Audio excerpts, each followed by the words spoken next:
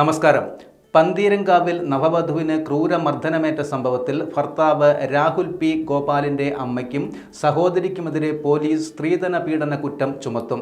രാഹുലിന്റെ അമ്മയ്ക്കും സഹോദരിക്കും ചോദ്യം ചെയ്യലിന് ഹാജരാകാൻ നോട്ടീസ് നൽകിയെങ്കിലും ഇരുവരും ഹാജരായിട്ടില്ല. പോലീസ് വീണ്ടും നോട്ടീസ് നൽകും. രാഹുലിന്റെ അമ്മ ഉഷാകുമാരി കോഴിക്കോട് മെഡിക്കൽ കോളേജ് ആശുപത്രിയിൽ ചികിത്സയിലാണ്. യുവതി കഴിഞ്ഞ ദിവസം നൽകിയ മൊഴിയുടെ അടിസ്ഥാനത്തിലാണ് അവരെ ചോദ്യം ചെയ്യുന്നത്.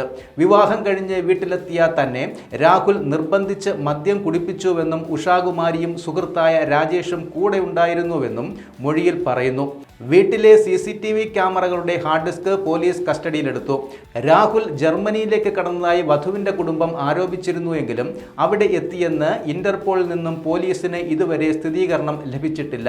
അതേസമയം രാഹുലിന് ജർമ്മൻ പൗരത്വമുണ്ടെന്ന അമ്മയുടെ വാദം തെറ്റാണെന്ന് പോലീസ് സ്ഥിരീകരിച്ചു. രാഹുലിന് നിലവിൽ ഇന്ത്യൻ പാസ്പോർട്ട് തന്നെയാണുള്ളതെന്നും കണ്ടെത്തി.